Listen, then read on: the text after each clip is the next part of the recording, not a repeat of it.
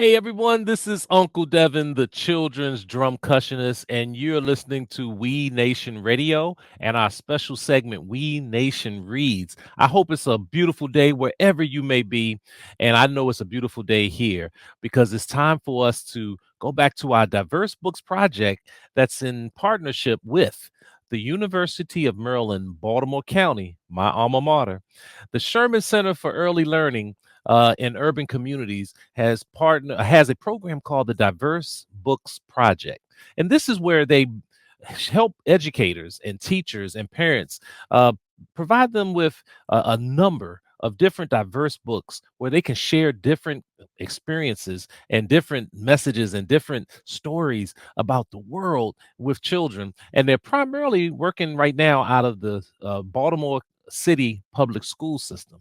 And so what we do is we bring the authors to you. We would do an interview with them. You'll get to hear their book in its entirety on the radio, and then we play music related to the book so that you can also enhance this learning experience. So you're listening to the We Nation Read segment of We Nation Radio, and this is the We Nation Radio podcast. Now, let me remind you that We Nation Radio is the best in family friendly global beats for little feet. You can download our apps right now on your phones at We Nation Radio with two E's. You see, We stands for Watoto Entertainment and Education, and Watoto is Swahili for children. And we provide the best in R&B, hip hop, funk, jazz, reggae, go-go, calypso, um, you name it. So a little bit of everything, African world rhythms, but all that is specifically designed for children 0 to 12, that's culturally relevant and age appropriate. But now I'm just honored to have our next guest come to us because has a beautiful book called What Will You Be? A very important question that we're going to see if we can get to the answer to that and really talk a lot about it. But our guest comes to us. And I'm gonna have her to share a little bit about her, but she's a graduate of Voices of Our Nations and the Vermont College of Fine Arts MFA Writing for Children and Young Adults program. And we're going to talk a little bit about that, but help me welcome to We Nation podcast, the one and only Shamile Saied Mendez. Welcome to We Nation Radio. Hello, thank you so much. I'm so happy to be with you today. No, the pleasure is all ours. Thank you for taking a little time to share with us. And where are you calling? Where are you calling in from?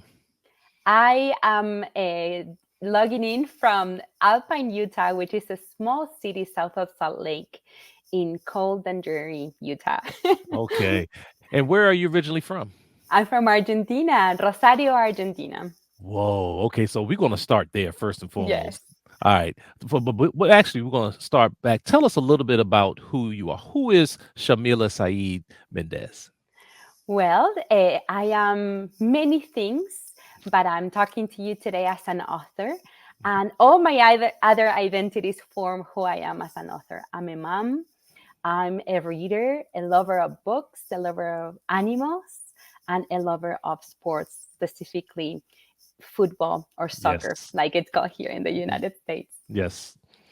Wow. And tell us a little bit about Argentina. I've been to different places. I've been to Venezuela, I've been to Panama, but never to Argentina. Tell us a little bit about the beauty of Argentina. I love that question because I can talk about Argentina for hours and hours, but I will spare you and tell you the things that are the most important to me. Argentina is in South America and it's in the southern hemisphere, so it's the springtime there, which is my favorite time of the year, and we speak Spanish, but our Spanish has a little different inflection or accent compared to other countries that also speak Spanish. My husband's Puerto Rican, so we're always still to this day fighting as to how things are pronounced in Spanish. I used to think that Argentines had a neutral Spanish accent until I came to the United States, and my Latin American friends would laugh and laugh because as soon as I said my name, Shamile, pronouncing the Y like an SH sound, everybody knew where I was from. That's And right, Yamile. Yes. yes, and it's an Arabic name pronounced with an Argentine accent, so only Argentines can really say it right. But I appreciate your efforts. Okay. Yes. Well, thank you so much, and and thank you for even sharing a little bit about that, and because it's very important for us to value where everyone comes from, and so that's very important. So I mentioned earlier that you're a graduate of the Voices of Our Nations and the Vermont College Fine Arts MFA Writing for Children and Young Adults program. Now, Yes. what type of program is that, and what made you decide to pursue a degree specifically for children? Well, that's an interesting question because when I came to the United States from Argentina, it was to go to college. But even though I always wanted to be a writer all of my life, I never knew, I had never met an author in real life, and I didn't know what it took to become a writer. And I ended up studying economics in college, which I always say it's because it's the story behind the numbers or behind the statistics. Still, as the years went by and I worked in a different profession, my love for books remained. Specifically, my love for book for children, because in my opinion, children's books are the ones that make readers and that really change your life. And they're certainly the books that I read as a young child that stayed with me and that, in a way, formed my vision of the world and opened my eyes to the world. And so I studied economics. Later on, I formed my family and I had little children. We'd go to the library together. And I knew that I loved good stories, but even though I had read thousands at that point, I didn't know how to write one. And now not everybody needs to get a formal degree to become a writer. There are many wonderful writers who never went to school and get a degree for that. But English is my second language. And although the elements of story are the same, no matter what language, I wanted to learn how to really write a story that would resonate with readers. And so I went to the Vermont College of Fine Arts. I had learned about that program through a smaller workshop that I attended here in Utah. And one of my instructors was Martin Levitt, who later on became my mentor. And there in Vermont, the most important thing other than instruction was finding a community of like-minded people, people who had a passion for storytelling, who respected young readers, who wanted to, the main thing we wanted was to tell stories for children. And children, in my mind, goes all the way from little babies all the way to older high Yes. schoolers. Yes. And after that program, I learned about Voices of Our Nations, which is also called VONA, and it was started by the writer Junot Diaz. He's from the Dominican Republic. When I read one of Junot Diaz's books, one of his books for adults, it blew my mind because it was the first time that I read a book that combined English and Spanish without translating one or the other. And I Mm, didn't know that you could do that. And so that was such a pivotal moment for me as a reader and as a writer. And attending that workshop was life changing for me because it was the first time that I was not only with other like minded people who were storytellers and wanted to tell stories for children, but also everybody was a person of color, Black mhm. or Indigenous. And it Yes. was so interesting to see and identify the ways in which I chose to tell my stories, what things had formed me. It was life changing because Mm, I felt understood, and things that sometimes in other workshops people would say, "Oh, I don't connect with this character." I mhm. didn't have the same issues when I was with other people who were from a similar background as mine, Yes, who were immigrants exactly. perhaps, or who had the same experiences as people of color in the United States. And Yes. so for me, that was again life changing. Well, it's important to, something you mentioned is to that you were heard, or that you felt that working with people of similar backgrounds. But I also know that you indicated that you learned English. How did you learn English? Was it a matter of just coming to the United States and practicing? Did you actually take classes, or because you speak English very well? And so, just curious, I just so for others who to might be curious about that, because you started off because In Argentina, did you speak English at all, or was it primarily Spanish when you were there? I grew up speaking Spanish. Spanish is the main language of society there. But when I was little, my sister and I would play games that we spoke English, and we made up a language. And my mom finally sent us to English lessons. I was Mhm. about 7. My sister was a little younger. So my brothers went to soccer practice, and my sister and I went to English classes. Wow. And I I just love languages, Mhm. and the way that they expand your mind. When I went to college, I went on to study Portuguese, Italian, and French. To me, it's like there's little secrets inside each language, Right. and and I thought that I was very proficient in English, and I came straight from high school to go to college in the U.S. There's a couple of tests that people who don't speak English as a first language have to take, and I did really well in those tests. But it's a very different experience when you're immersed in a language, and the Yes. accents are so different. I came to Utah and I couldn't understand anything. I had to read transcripts from my classes, and I did Yes. okay when I had to read the textbooks, but I Yes. had no idea what my teachers were saying, and it took me a while for my year to get used to Yeah. different accents. And I feel like Well, I'm still learning every day. English, well, sometimes I say it makes no sense. well, if you think about it, even the slang that people use. I mean, I grew up in the hip hop era, and we used to say that, they used to we use the word chill. Well, you Yes, would think that you're cold if you're not sure what that really means, but it really means that you're down. I'm okay. I'm good. And so I can absolutely. only imagine, how that might be. And I studied Spanish a few times when I was working full time. I didn't do it enough to be able to be fluent, but it was there that I began to see that there are the differences on where you speak in Spanish and what parts of of Absolutely. the world that you're in. So Yes. so now let's talk a little bit about your book. What will you be? Tell us a little bit about that book. Well, I'm excited about this question too, because Mhm. What Will You Be is a very special book for me. Sometimes people ask me which one is my favorite book, and I always say it's like choosing a child. I could never choose one. They all mean different things.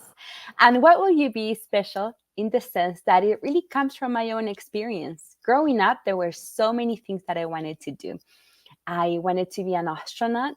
I wanted to be a teacher. I wanted to be a gymnast. I remember watching the Olympics with my sisters and trying to replicate the moves. We'd move a mattress to our family room and try to do all the jumps. And I remember wanting to be a singer and an actress, so many things. But then it seemed like as I grew up, it felt like I had to choose the one thing and that I would be only that thing for all of my life. And Wow. again, growing up, I realized that that is not the case.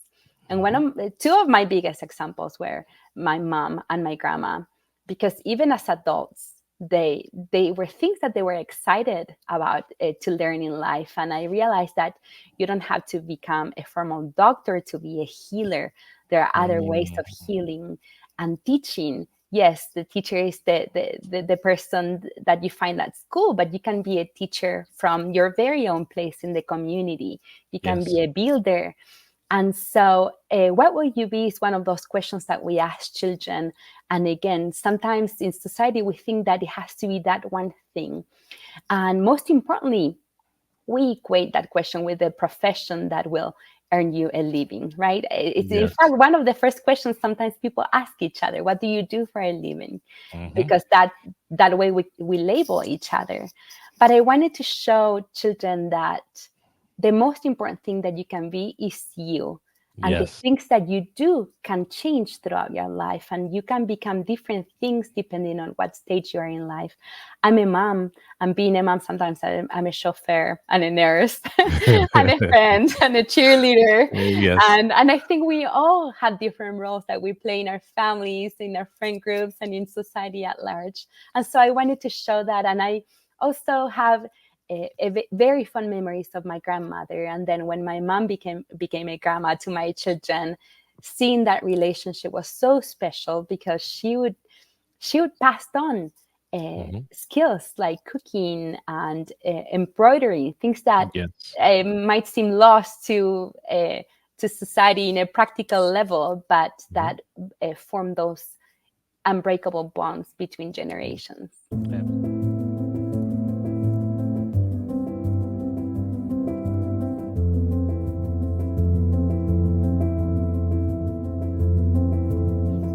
What Will You Be?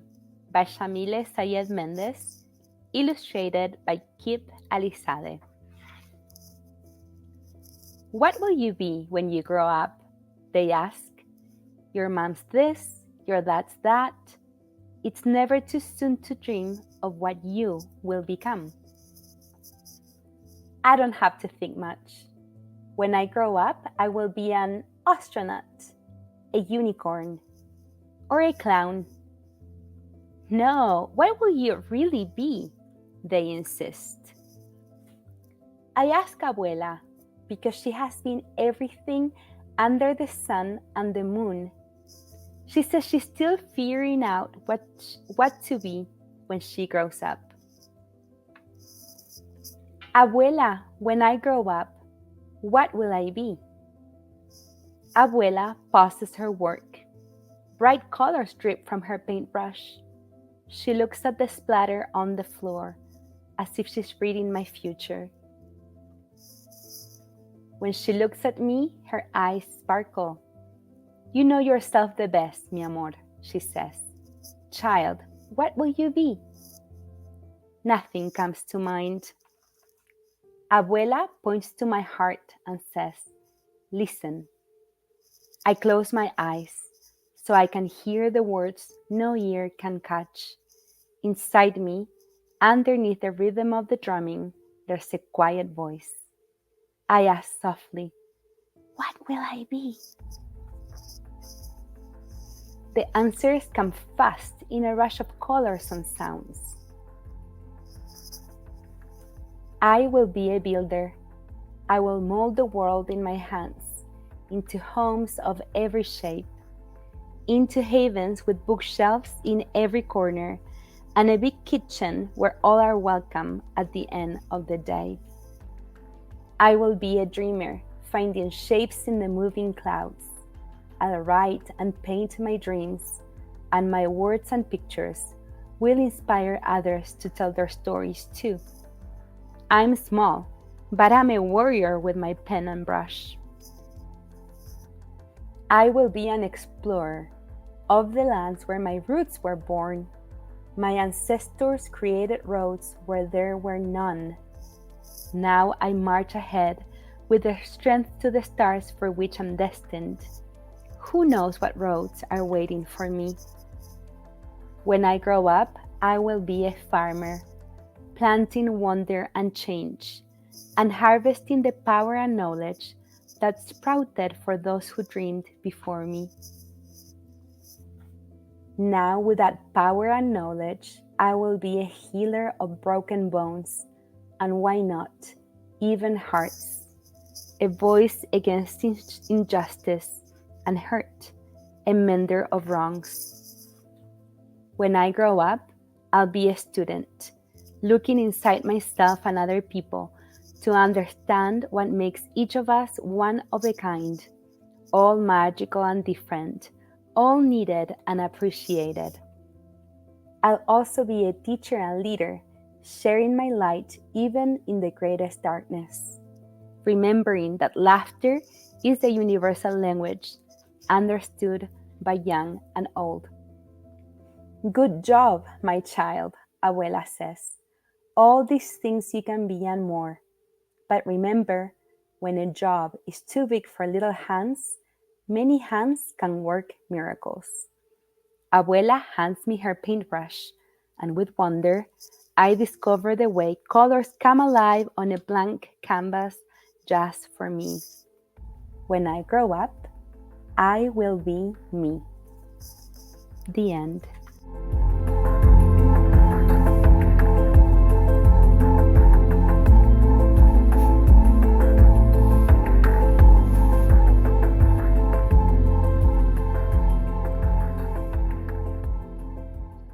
Absolutely, absolutely, and the illustrations are great. Who did the Oh, illustrations? they're beautiful. The illustrator is Kip Alizade, Mhm. and they are an illustrator from England and Iran living in Northern Ireland. Wonderful. I mean, absolutely amazing. The colors just kind of just jump out at you, and you can really see the relationship between the young girl and her abuela. And I pronounce Yes, that correct? Yes, yes, her perfect. grandmother. Yes, and you had mentioned something about people always asking the question, "What do you do for a living?" When I got to the point where I just started telling people, "Well, I'm a live." That's what. And sort of what you mentioned in your book is actually kind of where it led to, and the imagination of the child just started to grow about all the possibilities. And I love the way you concluded that. And I don't, well, people will be reading the book, but the fact of how they concluded it. So, you know what, at the end of the day, I'm gonna be me. That Yeah. to me is all we can ask people to be. And so a beautiful story, and it's layered with so many different messages. I mean, I saw the whole thing about meditation and centering oneself, closing your eyes and putting your hand on your heart. Mhm. And as a drummer, everything starts with a drum beat. So I love the fact that you even kind of touched on that a little bit, and I thought that that was great. So you wrote this book, and what has been this? I understand you have a lot of success with this book. Yes, it's been amazing how it has resonated with people, not only from my background, but I think we can all um, empathize with that question. We all wonder what we're gonna be in this life, what our impact will be in the world, even as a grown up. And so I'm really honored how it has reached an audience that I hadn't even imagined before. Absolutely, and I also know that you've done you mentioned you've written a number of books, and the first book you wrote, you said, was in 2018, I believe it is. Is that Yes, correct? So how many books in total have you written? I have. I have no idea how many I have written. The ones that are published are There about you go. 20, about 20-ish books. I Wow. have many coming in the pipeline. So about 2025 by the end of next year. Mhm. So then you've also started an organization called Las Musas, I believe, it's, if I pronounce that correct. If not, correct me. And talk a little bit about that.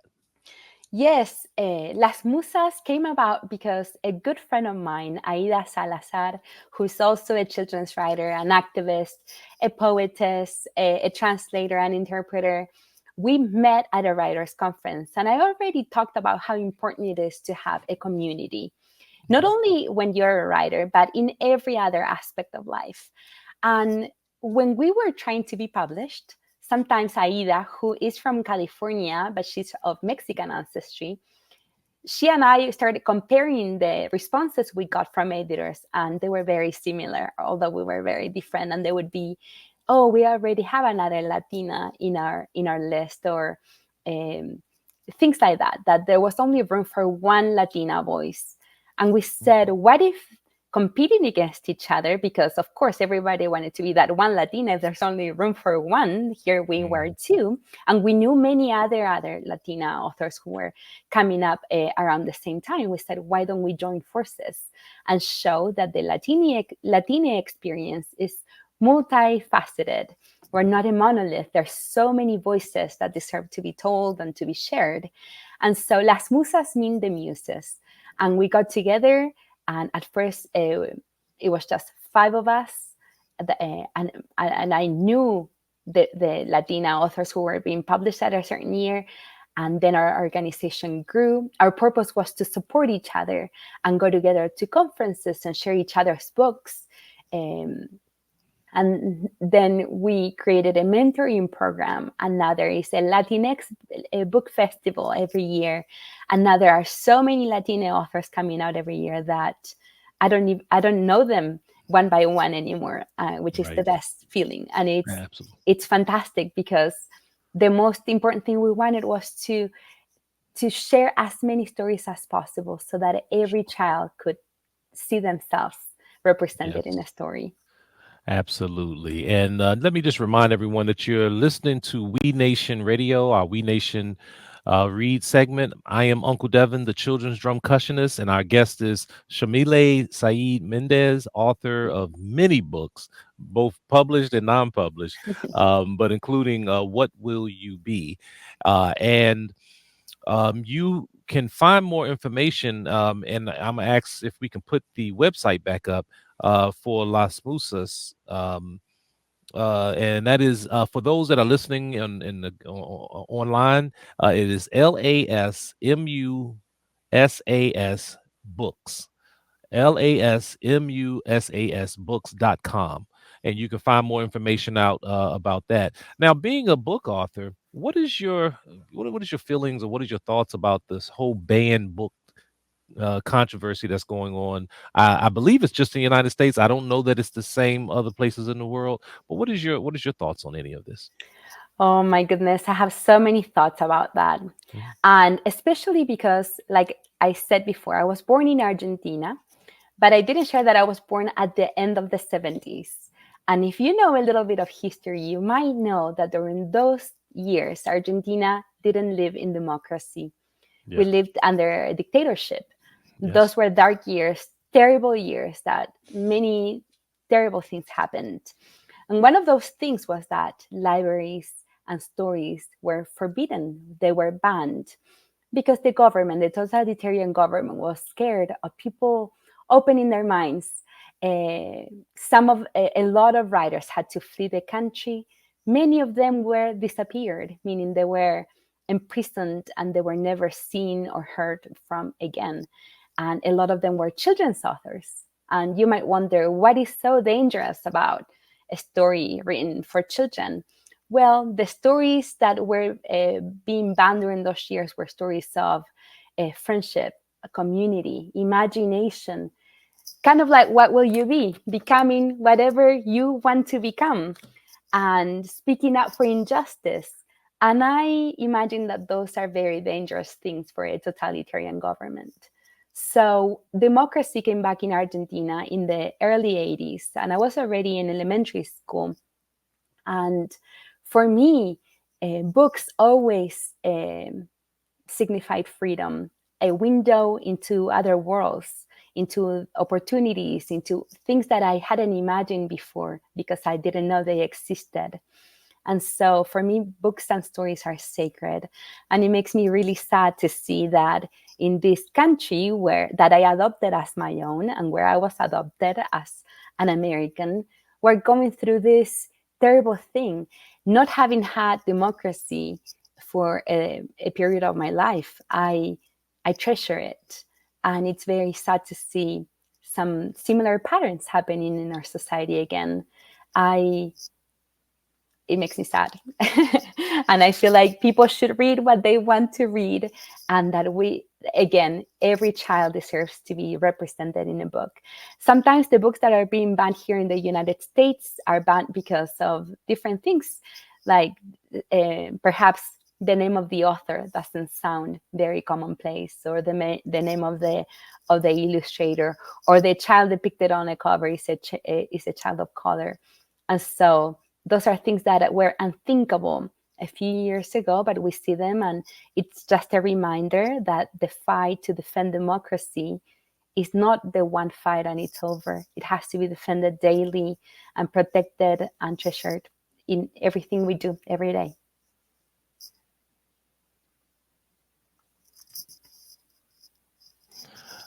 That is absolutely beautiful. And I teach a class called Racism in Children's Music. And in there, I talk about a book out of Chile, the country of Chile, that was banned for over 20 something years. And it was called How to Read Donald Duck. Mm, And the book talked about how Walt Disney was used to influence a lot of what was going on in the dictatorships, yes. to support those dictatorships there. And so I thought that, what you just said was very important. And especially now with things going on around the world, here in the United States, there are some that just say, well, I'm only going to worry about what's going on here. I can't worry about what's going on everywhere. But you just clearly showed that there's a connection Mhm. between, like Dr. King say, that a threat to justice anywhere no, injustice anywhere is a threat to justice everywhere. Yes. So and you lived through that. So thank you for sharing that information. Thank you. Yeah, and so I know that with the issue of books, have you had any pushback from any of your books just by for stereotypical reasons of your name or the topics or anything like that? Have you experienced anything like that? Yes, it's amazing to me. But my other picture book that you can see up there, Mhm. Where Are You From, has been banned in many places, like in Florida, Connecticut, Texas. And very much like What Will You Be? They're not connected, but they're companion books. It's just a question that a child is asked, and they go to a grandparent for an answer. And then the grandparent helps the child find the answer on their own. Well, Where Are You From has also been banned. And this book's also based in my experience um, of being asked where I'm from pretty much every day of my life. When I am asked, I always say I'm from Argentina because that's where I was born and raised, even though I've been an American citizen for so many years. But my children who come from a household where one parent is from one country and another one is from another country, the answer wasn't super clear. So I wrote that book for them. It was a poem for my children. And in fact, Where Are You From is one of my first books to be published. And like with What Will You Be, the reception was fantastic because so many people resonated with it. It's also really sad that for some people, the existence of that book is a threat. And then some of my other books, I have a horse series called Horse Country, and there's 4 books. It's published by Scholastic, and it's just about a girl who loves horses, and she wants to share her love of horses with other people. But yes, all the 4 horse countries were banned, and so and the only controversial aspect that I can think of is because the character is a Latina girl like me, but there's really no other controversy. And even if there were, books are an opportunity to express and to explore things that are uncomfortable to express or analyze from real life. And Right. so, even if there were things that were controversial, we're still in ourselves as parents and educators and children the opportunity to have safe conversations about Mhm. different topics that are difficult to talk about. Absolutely. And I mentioned, even though I mentioned Disney, they have a movie coming out next year, and you may have heard about this controversy about Snow White. But they're casting a Latina female from Colombia, Yes, and there's a lot of pushback against that because they're saying that Snow White has to be pure white, that's which so outlandish. it really is. And the actress that is playing Snow White grew up on, I mean, grew up on Snow White and has pictures of when she, you know, Yes, and so that goes back to even the previous book on the influence that Disney can have. But if those images are not diverse, it will just continue to perpetuate these stereotypes. And the absolutely. fact that your books are being banned is just incredible. So what you mentioned, 5 states, 6 states that is being banned Yes. in. Hmm. Yes, even here in Wow. Utah. And honestly, last year, I think I had school visits pretty much every week.